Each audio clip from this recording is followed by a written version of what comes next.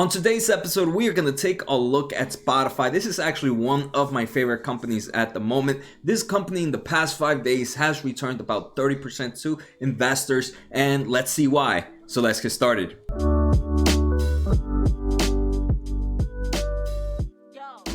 Alright guys, before we begin, I actually have a question for you guys. I want to start a new episodes based on my portfolio. I have three types of portfolio. I have a small portfolio, which is about $1,000, a little bit over $1,000. I have a medium-sized portfolio, which is about $8,000. And then I have a big portfolio, which is over $20-something thousand. So if you guys want me to take a look at any of those portfolios and talk about why I'm in that position, let me know which kind of portfolio. To be honest, I do think the small portfolio is the funnest, and I invest a little bit of money each week, and I think it might help out other people. So like I said, feel free to post in the comments which one you guys would want to see.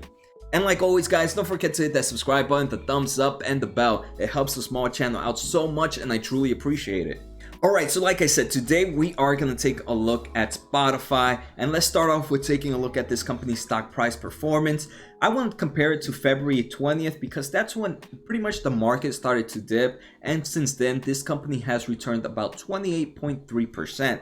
Year to date, this company is up about 25%, and in just the past 5 days, I mentioned, right, this company is up about 28.2%. So it's pretty impressive for the investors that have gone, and we can see the overall market is starting to change, right? So this market is pretty bearish to some and bullish to others. Bearish to markets where you have to go to retail stores, or bearish to markets that you have to travel. So traveling, right, it is a very bearish market for travels.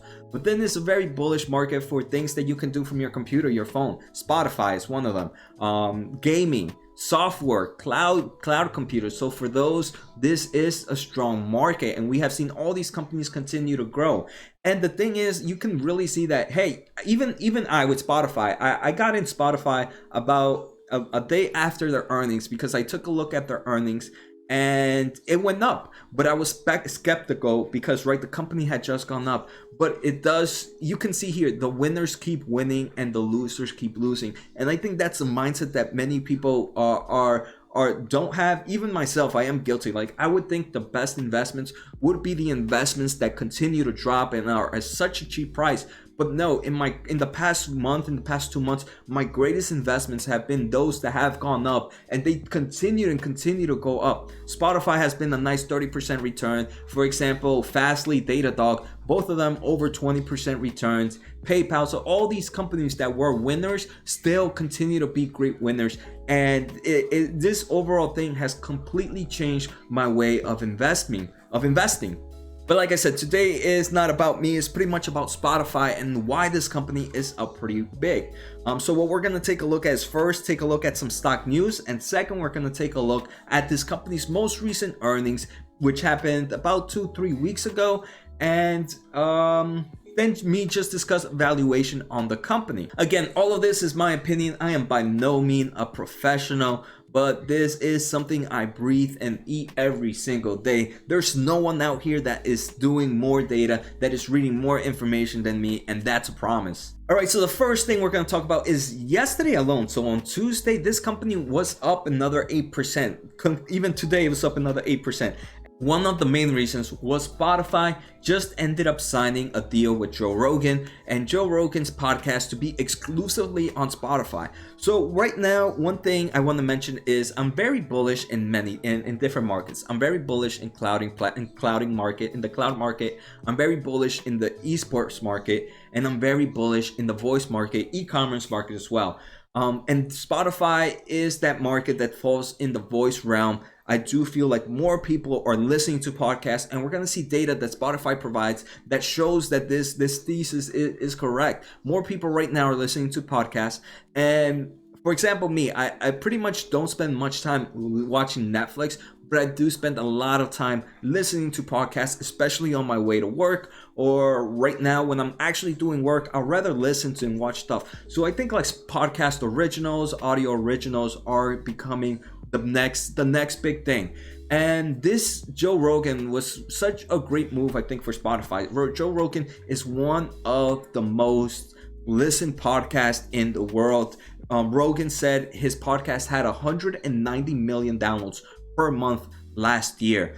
And right now this exclusive, it begins in September 1st and will be exclusive for a multi-year deal. And I don't know if we know how long Joe Rogan's gonna come, but I think this is really a strong move. It's right, it's right, an exclusive for Spotify that's gonna bring a lot more people to this platform. And right, this platform, you can either have a free membership or a paid membership. So even if people just go for the free membership, the amount of money Spotify will make from the advertisement and just those extra people converting into a premium membership is gonna help this company drive.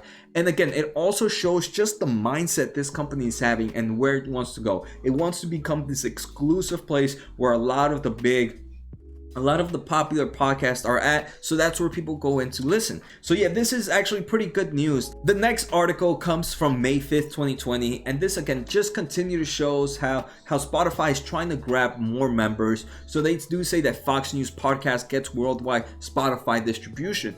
So if you're across the country and you can't get Fox News somewhere else and you want to listen to them, you can go to Spotify. And again, this is just bringing more content into Spotify. And again, talking about how Spotify is just trying to build its overall brand distribution. So that's it. Those are the two main things that's driving Spotify up in regards to where this price is moving. But I'm pretty sure investors are more thinking of the long term. It's not just, hey, they took a Rogan deal and they have like this Fox News. No, I think it shows the type of move Spotify is trying to make at the moment, and it's showing that they are very bullish in their business, and they will continue to invest in themselves, which at the end of the day is going to make sure this is a strong company. So now let's take a look at this company's earnings results. So earnings happened April 29th for 2020. So that's about 20 days ago. This company reported quarter one GAAP earnings per share of negative 20 cents. Negative 20 euros. So this is a European company. So I might sometimes mistake right here and say dollars instead of euros, but just remember these numbers are supposed to be euros. So GAAP earnings per share were negative 20 cent euros. Is cent euros a thing? Not sure. But anyways, if it is, let me know. It actually beat by 28 euro cents. Revenue was 1.85 billion euros, and that's up 22.5% year to year. And this is the thing, right? This is definitely a growth company. And if you guys have been watching my channel, growth companies are some of my favorite companies. But what usually comes with growth companies? With growth companies, what you end up seeing is very high double-digit growth in revenue, which is what we're seeing here in Spotify. A 22% year-to-year growth is ridiculous. You don't see many companies do that. The second thing, unfortunately, the bad of it comes is these companies usually have a negative earnings per share. And that is actually, that's what you intend to see, right? Because right now, these are growing companies. And they're using all their money to continue to advertise, continue to distribute, and continue to build more customer awareness. So they're spending more money on that, which ends up leading them going in negative earnings per share. Eventually, they start having enough members and enough members watching them, collecting enough revenue that it starts building up on that earnings per share, and they end up becoming positive. But this is what you do when you usually invest in a growth company. This is what you see. Next, let's just take a look at the highlights that this company reported in its earnings. First, the total monthly active users, and this is considering from April 29th, but their earnings, let's just take a look at what date their earnings ended. Their earnings ended on March 31st. So March 31st was still pretty much just the beginning of COVID-19, especially here in the United States and parts of Europe, right? In the United States, we pretty much shut down in like May 15th, May 16th. So this does not take full effect. So quarter two, I would expect the monthly active users to increase even more, because that was during the time period that is going to include April, which in the United States was pretty much all shut down. May, right now, it's May 20th already, and most of the United States is still down. So I would have expected Spotify's monthly active users to actually even grow more in quarter two. But like we're going to say, total monthly active users grew 31% year to year and is sitting at about 286 million right now. And this actually beat expectations. Expectations were expected to be about 283 million. Next, premium subscribers. So premium subscribers are the people that paid for Spotify, and this has increased by 31% compared to the same time last year, and that's right now sitting at 130 million. So that's actually pretty impressive that monthly active users and premium subscribers is close to 50% of monthly active users. And like I said, that's actually a pretty good turn rate. Ad-supported revenue grew 17% overall. So again, if you guys right, Spotify has a freemium type membership, and with freemium membership it means that you usually have to listen to ads, and because of those ads, that's where this company makes money. But they do mention that sales dropped more than 20% in the last 3 weeks of the quarter due to COVID-19. Right, one of the biggest expense drops that companies stop to use when things start to get bad and they need to save money is advertisement. And I honestly don't understand why. I feel like during those times you actually should advertise more to make sure you continue with that revenue building. But that's what you end up seeing, and this is what we actually saw in all the other companies that I took a look at. I am doing videos on a daily basis, guys, and I did Google, and Google mentioned this, but they said in just the early April, things started to pick up again, and I would have expected Spotify to actually show the same things. So even though the last 3 weeks of this quarter, which ended in March, were pretty bad, it does seem like things are picking up again. For quarter 2, Spotify did give guidance. They expect about 1.75 billion to 1.95 billion dollars of euros of revenue, and it was expected them to actually make somewhere about $2 billion. But Spotify says right now, due to the uncertainty and the drop in advertisement, we're gonna reduce our revenue expectations. They do expect, again, continue to see growth in monthly active users and premium subscribers, and I do think these numbers that they're gonna show in quarter 2 are gonna be a beat compared to, or the high end of what they expect. All right, so next I actually want to take a look at this company's past revenue growth and past gross margin rate. So revenue growth, I want to see how this company did in 2019 compared to 2018. In 2019, for the full year of 2019, this company's revenue grew about 28% compared to 18. In 18 compared to 17, it grew another 28%. In 2017 compared to 2016, it grew 38%. So we see this strong double-digit growth in the high 20s, even in the high 30s. And when we take a look at this quarter, right, this quarter was what? I know I had it somewhere here. This quarter had 22. So it was still in the double digits, in the 20s growth rate. And I do expect us to continue to see that heavy growth. And that's one of the things you normally see in growth companies, is this consistency of heavy growth revenue. The second thing I wanted to take a look at is this company's gross margins. This company's gross margins, normally what you expect to see in a growth company's gross margins start to be really low, and as the years progress, they start to increase. And same thing with profit margins. Profit margins, you start to see them usually at a negative. Eventually you expect them to go positive, and here we have in this chart right here, gross margin is on the dark blue. We can see since 2015 this company has had an uptrend on gross margins. Right now it's sitting in the mid 20 values. In 2019 there wasn't much of a growth in gross margins compared to 2018, but again, they're still showing overall the trend is pretty up.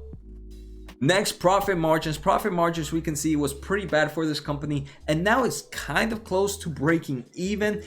It's burning about 2.7% of profit margins. So again, it's getting to that point where it's close to breaking even, and eventually in what you expect to see later on is to have a positive profit margins. All right, so next I just want to take a look at this company's shareholder letter, and here I'm just highlighting either information we haven't touched or just information I want to reiterate a little bit more. And the first thing is content, and remember we saw Joe Rogan's podcast being moved into Spotify exclusively.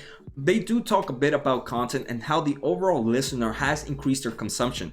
Today, so at the end of quarter 1, this company reported that 19% of their total monthly active users engage with podcast content, and that's up from 16% just a quarter ago. So we're seeing that increase in podcast content consumption, and that consumption continues to grow at triple-digit rates compared to the same time last year. So like I said, I am very bullish in the voice world, in the podcast world, and that's why I also have my own podcast. So if you guys don't want to watch my videos anymore, feel free to check out the podcast. It's just go to your podcast and put Jose Najarro Stocks and you should find me. In quarter 1, they launched about 78 originals and exclusive.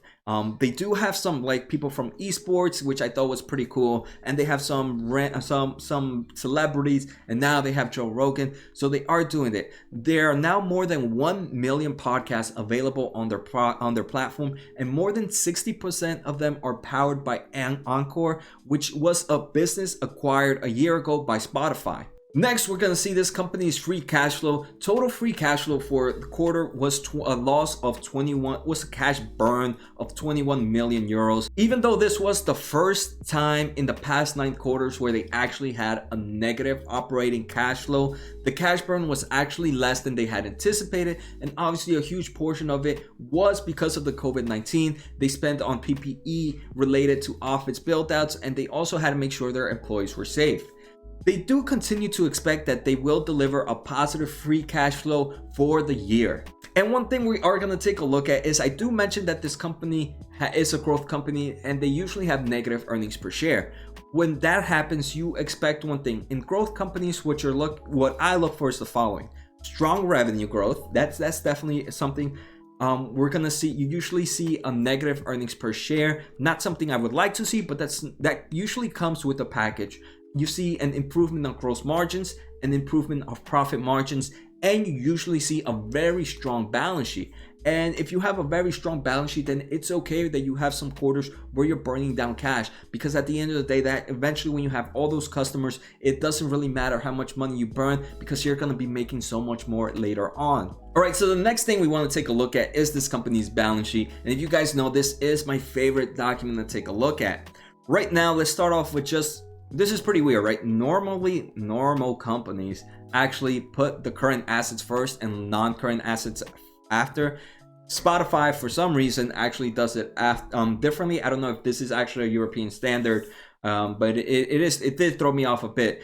So right now we're going to take a look of assets for the end of quarter 1, which ended March 31st, 2020, and compare it to December 31st of 2019. So it was just a quarter ago. So the first thing we're going to take a look at is non-current assets, and let's just jump in at the full non-current assets. Last quarter, this company had 208, close to 2.9 million euros of total assets, and right now it's down about 8 million euros. So again, there's not a big drop in long-term assets, but we do see a big shift in certain things. One of the biggest shifts we do see is goodwill. So goodwill is usually when this company buys a company and it pays extra for its assets, right? Sometimes you pay for other things that can't really be priced, and that usually ends up going in goodwill. So this company did just buy Anchor last year, so that's why we see that increase in goodwill. We do see a decrease in long-term investments by about 200 million euros, and that goodwill was up by about 150 million euros. And that's probably, that long-term investment was probably used to go and help and pay off that for that company. Again, we don't see much of a big drop, and none of that is actually a red flag, right? Because we understand why that goodwill went up. We know that this company just acquired a company, and you normally see goodwill also expanding when that happens. Next, let's take a look at this company's current assets. So this company's total current assets last quarter was about 2.2 million euros. Right now it's about 2.1 million euros. So a decrease of about 100 million euros. Not much of a difference. But here, it's nothing to really throw a red flag at, but it is something to keep a note of. But let's take a look at this company's short-term investments and cash equivalents. Both these assets are pretty much liquidable assets that can be converted into cash right now. Last quarter, this company had about $1.7 billion of quick cash. Right now it has about $1.6 billion of quick cash. So that's where you see that change in total current assets. But still, $1.6 billion in cash. It is 1.6 billion euros in cash is a very good thing, especially we're going to take a look. This company has no long-term debt. So the only thing it's really doing is, if it's burning in cash right now, that free cash flow, right, we saw a $21 million free cash flow burn, and that's in times 4, that's close to 100 million euros So in theory, this company can survive for 16 months without providing positive cash flow. And that to me is actually a very bullish thing. Total assets, when you add current assets and non-current assets, have decreased by about 100 million euros. And again, we did see that decrease in cash, and we saw that decrease a bit in non-current assets. Nothing in that current asset, in the asset documents, really throw a red flag to me. I think it's looking pretty good. Now let's take a look at this company's liabilities. Non-current liabilities right now, this company does not have any long-term debt. The biggest portion of this company's long-term liability is some form of lease liabilities. So this is its real estate. If it has some building that its workers work in, this is where that comes. And this is usually in a monthly payment. So it's not, you don't expect to lose all that money at once. So this company only has about $674 million of long-term liabilities, and 600 of that 24 million euros is just from a building or lease liabilities. Next, let's take a look at this company's current liabilities. This company's current liabilities is about 2.3 billion euros compared to 2.4 billion just a quarter ago. So their current liabilities did decrease by a bit. That's a good thing to see. And one thing I wanted to mention is over 10% of this company's total liabilities, maybe even a little bit closer to 15%, is deferred revenue. And deferred revenue is revenue this company has collected, but it has yet to provide a service. So the best thing is, right, the best way to explain it, this company sells yearly memberships, right? So if you pay for a yearly membership, but you've only listened to 2 months of that membership, you still have 10 months left. That 10 months is still considered deferred revenue, but eventually that is gonna end up coming into revenue. So I don't really consider it a liability. One thing though, this company's balance sheet, in my opinion, is pretty strong. It has enough cash to pay off any expenses that it has right now, any major expenses. And we see with that cash flow, free cash flow of burning only 21 million, this company can survive for a very long time. Actually, no, I said 100, so it's $21 million per quarter. So $21 million per quarter times 4 quarter is close to 100. So that's a full year. So in theory, I was way off with my math. In theory, this company can actually survive for 16 years if it continues with that same cash flow burn, and it continues with that same balance sheet. So that to me tells me this company has a great balance sheet and has a very great cash flow movement. And finally, the last thing I want to take a look at is this company's valuation. And like I said, right, these are all my opinions and not professional advice. So these are just my thoughts. First, when I value a growth company, I don't use forward PE ratio. There's 2 ways to value a company and 2 ways I do it. It depends on what stage that company is, where I take a look at forward PE ratio. And those are usually companies that have been here for some time and are providing positive results, but very low growth rate. Then there's growth companies that usually have no earnings per share, no positive earnings per share, that I tend to look at forward price to sales ratio. Then after that, if it's a company in between, I tend to do a little bit of both. I do forward PE ratio and forward price to sales ratio. So like I said, this is a growth company. It's not providing any positive earnings per share in the next 2 years. So forward PE ratio is off the bat. Revenue, so I take to look at forward price to sales ratio. Forward price to sales ratio, I tend to do no more 10, depending on what kind of gross margins it usually collects. I would expect I would pay a 10 if the gross margins was above 50. I would be okay paying 10 for a company that's gross margin was around above 50%. Right now, Spotify's gross margin we saw was 25%. So I would like to pay somewhere below 5. So right now, this company's gross margins right now is below is 25%. So forward price to sales ratio, I would want to be below 5. In December 2021, this company is expected to make a revenue of 10.7 billion, which gives this a forward price to sales ratio of about 3, and that's below that 5. So at the moment, I personally still believe Spotify is a good buy, but again, with such huge gains, these companies you are expected to see are expected, right? It is expected for the oil market to show a form of a pullback. If I did not have a position in Spotify, this is how I would do. If I did not have a position in Spotify, I would still go in, and these are the reasons: 1, strong growth; 2, strong balance sheet; 3, very bullish in the market; 4th, did I say revenue growth already? Even though revenue growth is pretty good, and just the overall leadership and where this company is trying to do, and the way it's moving around things is a very positive thing. Right now, obviously, it is a lot more expensive than when I first looked at it in just 3 weeks ago.